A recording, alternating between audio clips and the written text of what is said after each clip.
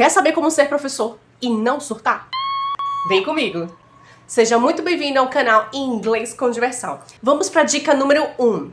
Imagine o pior cenário possível antes de entrar na sala. Imagine que as crianças não vão prestar atenção. Imagine que nada vai acontecer, que o planejamento pode não dar certo. Imagine aquela criança que não te ouve ou que não segue as regras, não te ouvindo, não seguindo as regras. Imagine o pior cenário possível.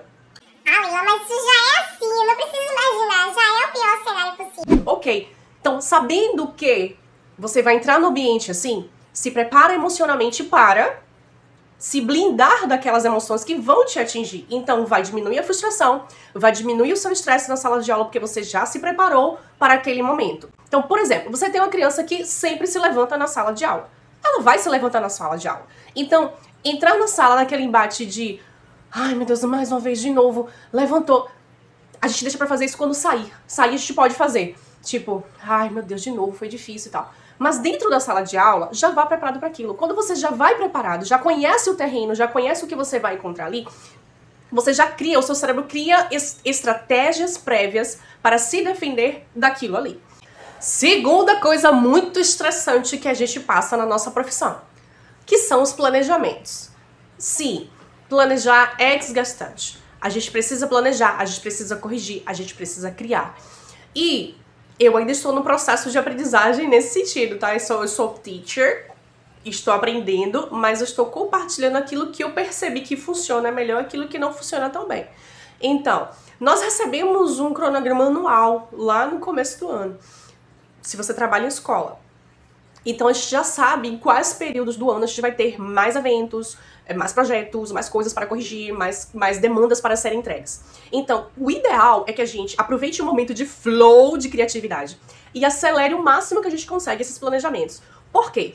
No período que chegar a execução desses projetos, nós já vamos estar com o nível de ansiedade acelerado. As crianças também. Então, as aulas vão ser mais intensas, com o ambiente muito mais desconfortável. Nós vamos estar mais estressados. E a nossa criatividade diminui. E aí vai ser o período que a gente vai precisar continuar entregando planejamento, continuar entregando, dando ideias para os projetos, pensando em músicas de apresentação, etc e tal, portfólio, resultado de provas. Então, o que a gente puder antecipar para os momentos de calmaria, de bonança, para que quando chegue esses momentos de estresse, a gente já esteja com aquilo ali adiantado. E não perca a qualidade da aula, não perca a qualidade dos planejamentos, para depois não ter que refazer, e aí é um estresse, aí a aula já não flui, aí vira aquela bola de neve. Antecipe o planejamento, se for possível. Ah, só preciso entregar, a minha obrigação é entregar apenas uma semana, ou entregar apenas 15 dias, mas eu consigo fazer a aula para 16 dias. Faça esse 16, faça esse um dia a mais que você teve a ideia. Copie, digite logo, escreva a ideia para aquela aula, porque, gente, o nosso cérebro é muito ocupado por muitas coisas quando a gente dá aula. E a gente precisa criar muito. A nossa parte do cérebro, que é responsável pela criação, ela é muito exigida da nossa profissão.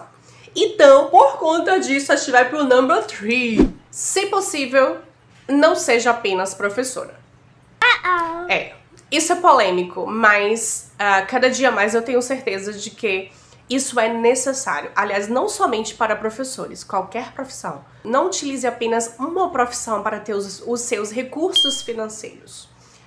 Deposite suas fichas em outras áreas. E, gente, aqui pra nós, a nossa profissão realmente é muito desgastante. Eu não imaginei que eu fosse me desgastar tanto em tão pouco tempo. Nós que somos professores especialistas, a gente tem ainda essa opção de trabalhar um turno, não trabalhar um dia, porque às vezes sobra aquela vaguinha ali na semana. A gente procura qualquer outra coisa para você fazer que não seja da aula.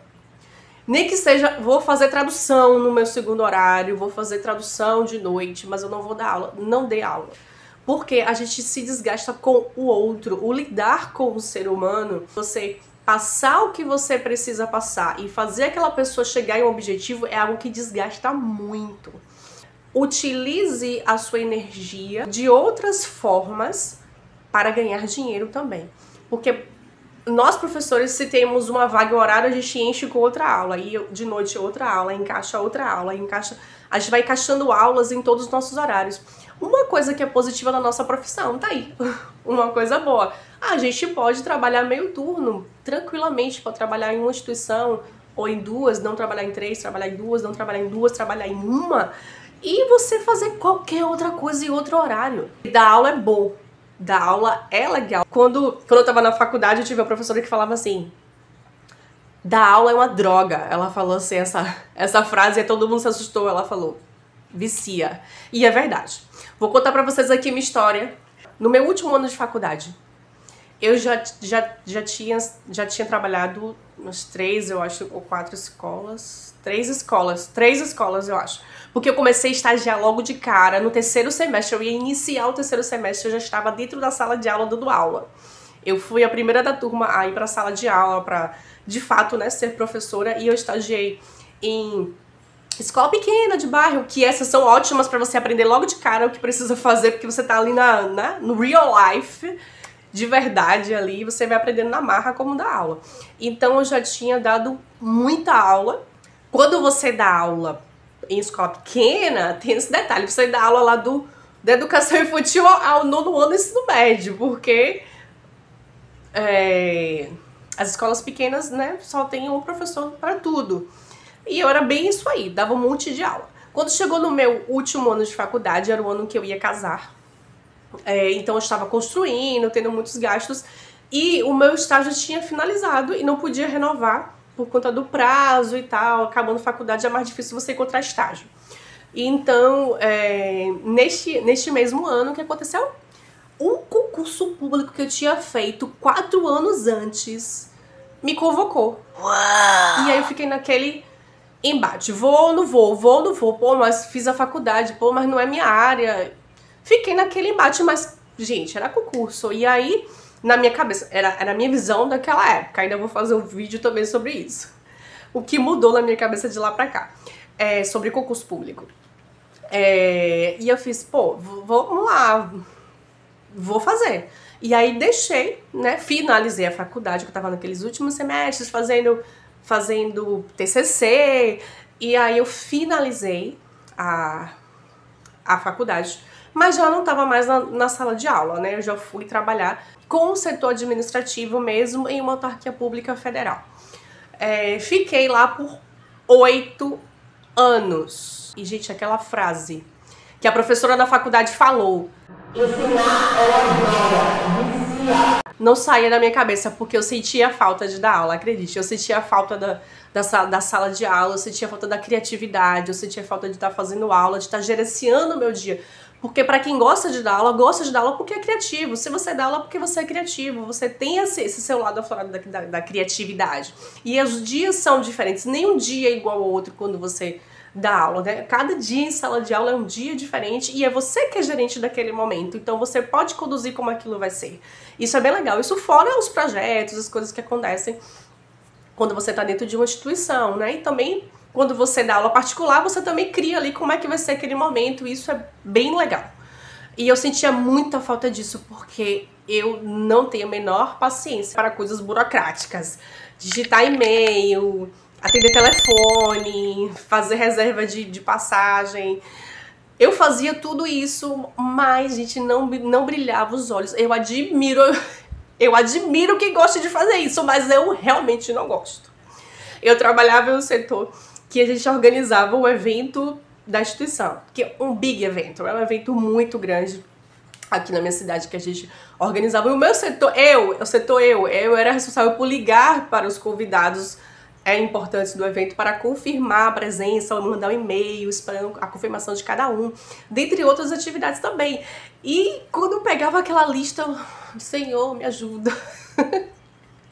E tinha a diretora de eventos que ela fazia isso com uma maior naturalidade. Quando ela pegava a lista, ela só faltava babar, assim, sabe, de empolgação quando pegava aquela lista pra poder ligar pra aquele mundaréu de gente pra confirmar. E eu só faltando morrer de ter que fazer aquilo ali. E aí saí e as coisas fluíram. Não me arrependi um segundo sequer de ter saído. Não me arrependi em nenhum momento de ter tomado essa decisão. Pra mim foi a melhor possível. Mas ainda assim, quando saí, eu não queria ser professora em tempo integral. Eu já saí na ideia de fazer alguma coisa diferente em paralelo a dar aulas, porque eu sabia o que eu ia enfrentar. E eu ainda estou nessa busca de encontrar outros desafios além de ser teacher. Dica número 4. Não tenha medo de arriscar novas estratégias para a sala de aula. Porque, gente, se já tá ruim, se já tá difícil, se você fizer alguma coisa e não der certo, você não perdeu nada. Mas se de repente você usar aquela estratégia e deu super certo e solucionou o problema que você estava buscando, maravilha! Escuta o outro colega falando sobre a experiência dele, vê se encaixa, vê se você também consegue fazer, vê se para sua turma, para o seu jeito de ser, porque professor, cada um tem o seu jeitinho, então tem coisas que não adianta você copiar porque você não se identifica muito bem, mas tem estratégias que realmente vale a pena você testar. Depois eu vou compartilhar aqui algumas estratégias que eu utilizei, que eu arrisquei, que eu pensei que fosse besteira, assim, que não ia mudar nada, que trouxe um alívio para mim em sala de aula. Então fica aqui no canal, se inscreve para você acompanhar essas dicas aí, porque sim, também sou teacher e também passo por dificuldades em sala de aula, também tenho meus medos, também tenho minhas dúvidas, também tenho as minhas inseguranças em sala de aula, e a gente compartilhando aqui, a gente se ajuda. Então se inscreve no canal, deixa o like se você me assistiu até aqui, é porque você tá gostando. Dica número 5, essa aqui é um pouco óbvia, é o que todo mundo vai falar, mas eu vou repetir. Tenha um hobby. Faça alguma coisa que você gosta simplesmente porque você gosta. Eu ainda estou encontrando um hobby, mas eu percebi que eu sou um pouco a louca das plantas. Se vocês perceberem, tem planta aqui em cima. Olha lá, olha quanta planta. Tem planta aqui do meu lado que eu escondi para não tomar muito o cenário. Mas, gente, eu moro na selva de pedras. Para onde eu olho aqui para fora, eu só vejo bloco, cimento, concreto, estrada. Então a natureza calma, ó, tem um peixe aqui que traz um pouco dessa natureza para poder se acalmar, para você ter aquele momento de relaxar, desconectar, para refrescar a nossa mente, a nossa criação, para poder estar bem em sala de aula, porque isso é muito importante. Nós cuidamos de vidas e o que a gente fala em sala de aula, a gente pode tanto traumatizar um ser humano forever, quanto a gente pode também fortalecer e ser uma fonte de inspiração para um ser humano lá na frente. A gente precisa ter essa consciência de que a gente precisa estar bem para que a gente possa fazer com que as pessoas também fiquem bem. As crianças são pessoas em formação e elas precisam de apoio. Os adultos também, se você dá aula para adultos, uma frase que você fala, você pode traumatizar uma pessoa para sempre.